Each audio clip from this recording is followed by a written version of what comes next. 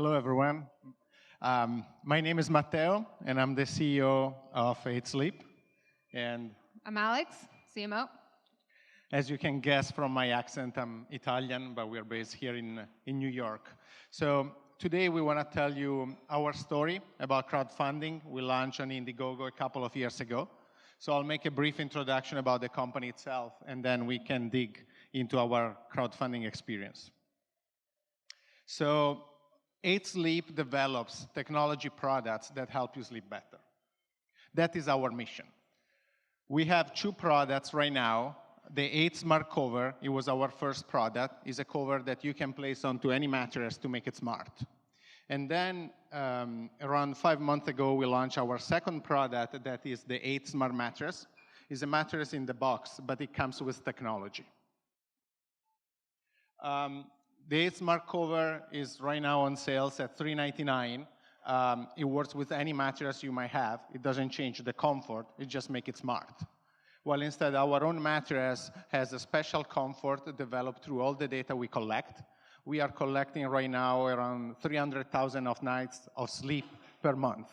We are collecting around 150 terabytes of data per month. So we are able to leverage all the data we collect, aggregated and anonymized, to understand what works best for people in order to improve their sleep. We track, from a back-end perspective, more than 100 factors about sleep. But if you will start using our products and you will start using our apps, you will see mainly 15 factors. We track your sleep, so sleep phases, sleep quality, toss and turns, heart rate, respiratory rate. We also track the temperature in your bed, in the bedroom, and also light and noise. So we are able to have information about your sleep environment, your bed, and more than anything, also your health and your well-being while you're sleeping. Once we have all this data, what do we do? On one side, we have in-app coaching programs. So we provide you with insights about what you can do or try to do to optimize your sleep. And then we can also adjust your environment. So we interact with Nest to adjust the temperature of your bedroom. If you have smart lights, we can take care of that to wake you up in the morning, and similar things. So we are able to adjust your environment around your sleep needs. So this is the company. What we have done so far, we launched in 2015 with our crowdfunding campaign. We have sold 8,000 units in pre-orders, and we have made around $1.5 million in pre-orders. So the topic of today is exactly to explain you how we prepared this campaign. And then tomorrow, or by the end of the week, we will publish an article with more information about how we structure this campaign, and also some specific data of what worked and what didn't work for us. First of all, it took us 3 months to prepare the campaign. So as you can see, we structure our program in 12 weeks. We identified what we wanted to do, when we wanted to do it, and then we just executed. You will see there are 2 phases in this preparation. I'll talk about phase 1, and then Alex will take care of phase 2. So phase 1, it was about selecting the right platform for us, launching and collecting as many emails as possible in advance, and then also do customer research about what type of topics were working best and were attracting more of our customers. Step 1 was selecting the platform. So at the time, we had a couple of different options. We had Kickstarter, we had Indiegogo, and we had our own website. We decided to go for Indiegogo for a couple of reasons. Number 1 reason was that you can mirror your campaign on your website and on Indiegogo. So this is very helpful because it means that with PR, you can drive all the traffic to your website. This will help your SEO. You will be able to retarget the people coming to the website. You will see who are these people in terms of profile. And so you will also be able to create the profile of your customers. You will also be able to see what is their behavior on your website. All this wouldn't happen if you were just running the campaign on Kickstarter or Indiegogo alone. Obviously, there are some cons compared, for example, to running the campaign on your own website. One of the cons is that the checkout is still through Indiegogo, and so this means that people have to sign up or to log in. And so we have seen quite a lot of friction. I think we were losing around 70% of the customers in the last step of the purchase, just because they had to sign up or to log in. Another advantage of Indiegogo compared to running the show on your own website is that they have a very large community. So I think around 20% of our sales were coming from Indiegogo community. If we were running this campaign on our website alone, we would have probably lost around 20% of those sales.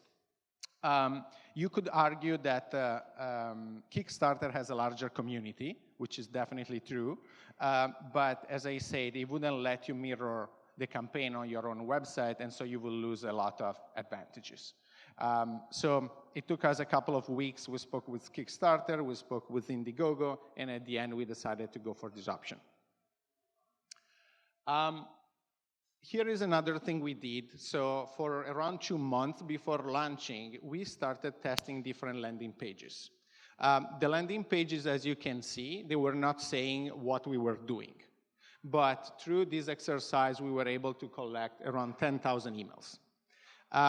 Couple of things that were very interesting for us is, as you can see, we say that if you were giving your email, we were giving you 15% off. So originally, that message was not there, so that discount was not there. We just tried, we A/B tested, and that kind of almost doubled the conversion rate on our page. Another thing we did is originally, the landing page was much longer, so you were able to scroll down, and then we A/B tested an option where you were not able to scroll down, and it was just one single page. That, I think, took our conversion rate from something like 1.5 to 9%, just that. Another thing we noticed is a lot of people were clicking on About Us page, and so we decided to include an email bar in the About page as well, and that helped us to collect many more emails than expected. So our original goal was to collect 10,000 emails. We ended up with, with 5,000 emails. We ended up with 10,000. We were driving traffic through Facebook, just probably around 20 or 30% of the traffic. Beta list was very, very successful for us. They drove a lot of traffic, and I think we were able to convert probably something like 2,000 people or around that range. The most interesting thing is that the people coming from beta list, they had a conversion ratio of 35%.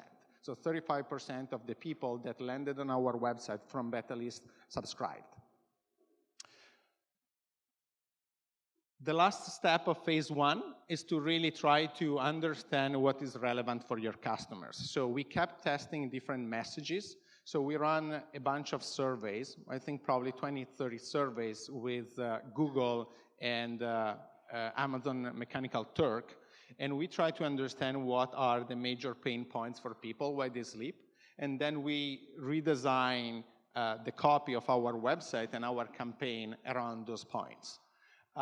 It was very interesting for us to understand that a lot of Americans, they have problems because they sweat while they're sleeping. This is a problem that usually applies to men, while instead a lot of women feel cold at night. And so, for example, we design our crowdfunding campaigns and our website around that type of problem.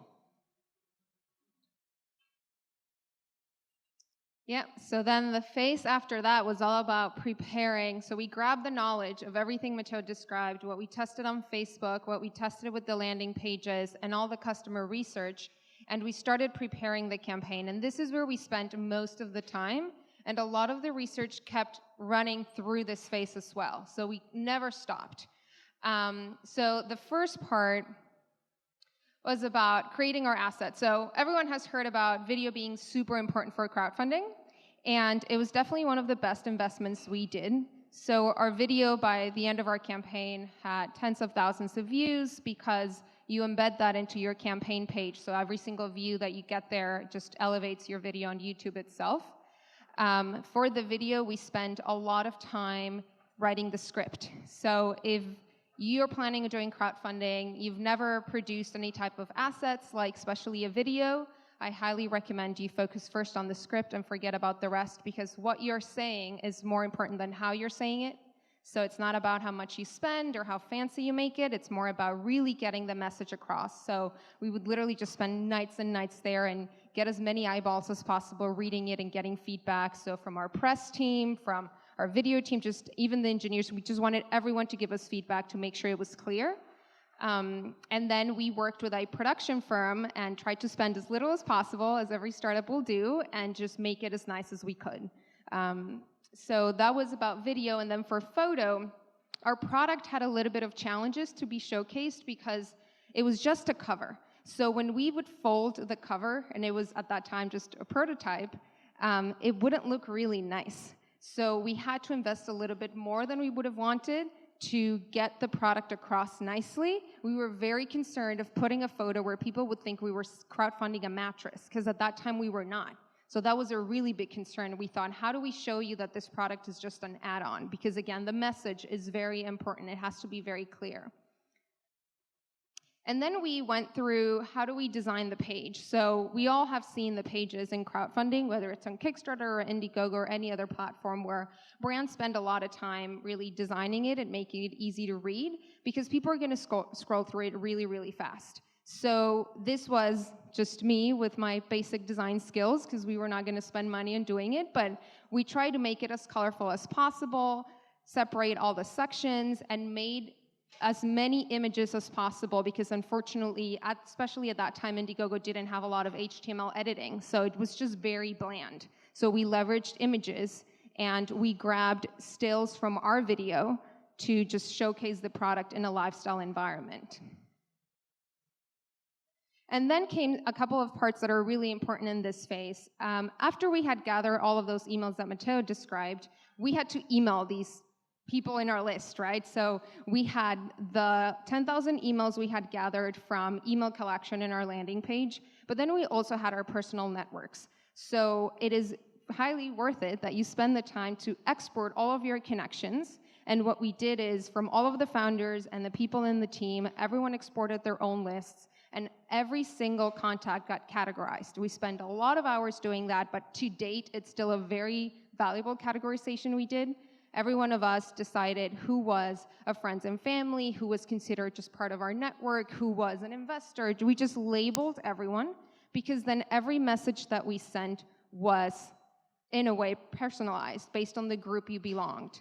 And that proved to be very valuable. We were able to send different groups of people, different discounts, different promotions, different messages. If you were a friend, a close friend, you were going to get pinged more often, because the probability of you helping out and actually posting and sharing was higher than someone you had worked with 10 years ago.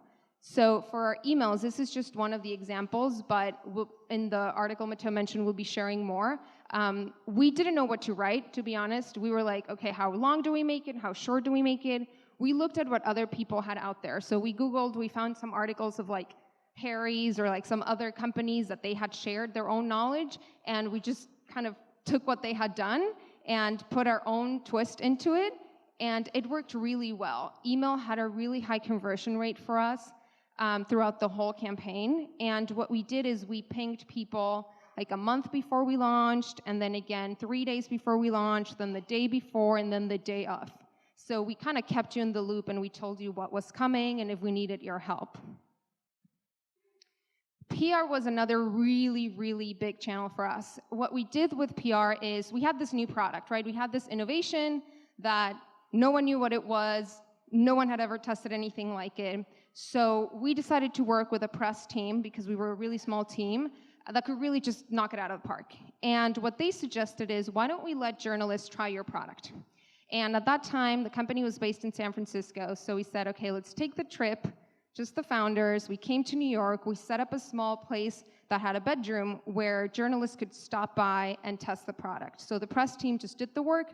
They brought like 20 journalists throughout the course of the day, had one-on-ones. They could interview Matteo. They could interview Max, our CTO, just depending on who they were and what they were interested in. But most importantly, they got to try the product.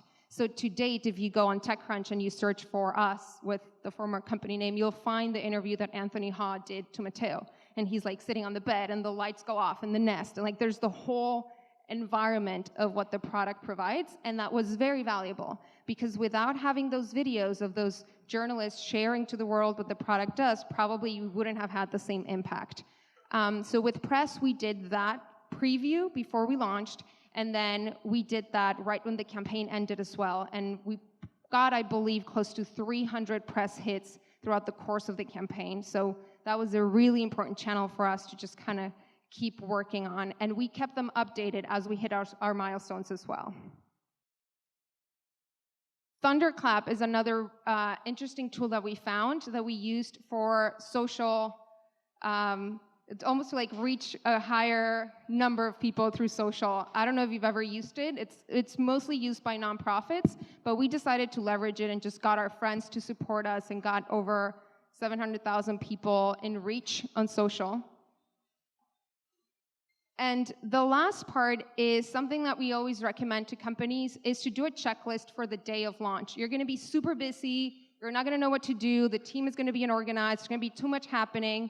So what we did is we created a checklist of what was happening from midnight to midday, and just every single thing that we were gonna take care of, and then we divided it among the team, and we conquered it, and we knew that at least we had planned what to do, whether things went well or not. I think it was around 3 a.m. that we got our first sale from like a random unknown person in France.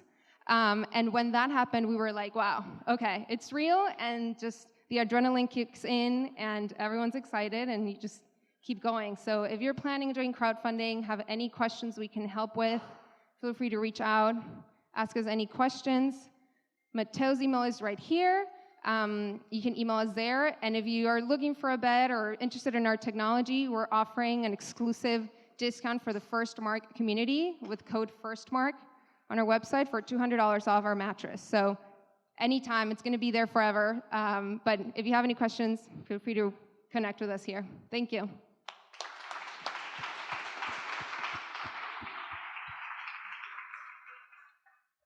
Is this hooked up? So just one question from me, and then we'll jump. Thank you very much for not making this,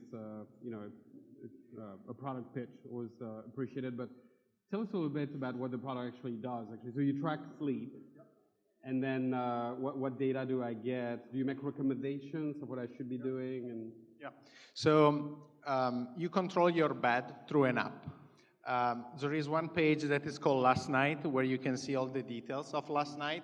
What time you went to bed, what time you fell asleep, what time you woke up, if you got out of bed in the middle of the night. You see also your heart rate across the whole night, respiratory rate, sleep phases, and more. You also see your trends. So there is a specific page in the app where you can see how are your habits. We have seen multiple times people that have a better sleep on Friday night versus Monday night. For example, you will start seeing these details. And we provide you with insights about what you could try, from caffeine to alcohol to sleep consistency and number of hours you sleep to improve your sleep. You also manage the temperature of your bed. So each side of the bed can be set at a different temperature. And you have a smart alarm. So we will wake you up in the 30-minute window before the time you have set, making sure you are in a moment of light sleep so you don't wake up groggy. Very cool. Wondering what prompted you, I have two questions. One, what prompted you to change the name from Luna Sleep to 8 Sleep? And how does the quality of the heart rate and their data compare to like a high-end band or, yeah, so I can answer. So yeah, we changed our name. It was after the campaign, probably 3-4 months after. So originally the name was Luna Sleep, and that's the reason because most of the assets were having that name. The reason was a branding reason, so it was more efficient for us and based on our digital strategy analysis. In terms of heart rate and respiratory rate, we use a technology called ballistocardiography. It's a technology that has been used in hospitals for probably 20 years now. It was just the perfect timing to bring it to mass consumer. Major difference compared to a wearable is accuracy. You don't have to wear it, so you just go to bed as you did last night. You don't notice any difference, right? You just go to bed and you wake up, maybe you open the app for the first time in 3 years and you will find all your data. And you don't have to charge it, right? Like a wearable. Most of the people tend to charge their wearable in the night in order to have a power during the day. But one quick one. And then you're going to stick around, right? You're going to be here after the event? Yeah. Okay, Yeah. all right. How did you go about reaching out to press? How did we do it? Yeah, during the Kickstarter campaign. So at that time, we used a press team that helped us do that. But since then, we've done on our own. And what we did was we had this news. So for press, it's very important to be newsworthy, right? They want to talk about something that's new, that is relevant to the moment. So it all starts with writing a press release. So if you are just doing it on your own, make sure you write a press release. If you have someone that can check it for you, that maybe is a journalist or that has done it before, it just has to be very succinct, concise. And then you can start sending that around. So we had our wish list, so we knew which journalists we wanted to hit, who had covered several similar topics before, and then we send the release and we say, a short pitch of this is what we're doing, this is why we're relevant, here's the full announcement if you're interested. Something that is really important for crowdfunding campaigns, and the reason why press was really a very important channel for us, is you time everything to be successful within the first 72 hours. This was back in 2015. I'm not sure if all the algorithms for crowdfunding are still the same, but the way that they work is if you're successful and you hit your goal or up to 60% of your goal in the first hours, you start trending in the home pages of the crowdfunding platforms. So we knew that the best way to do that would be to embargo the news with press and make sure that the news would come out starting at 6 a.m. Eastern time, so that it would create a wave. And we needed to have article after article after article, and it would just create a wave of traffic and hopefully convert into actual pre-orders. All right, on that note, Matteo and Alex, thank you very much. Eat, sleep. Thank you. Appreciate it.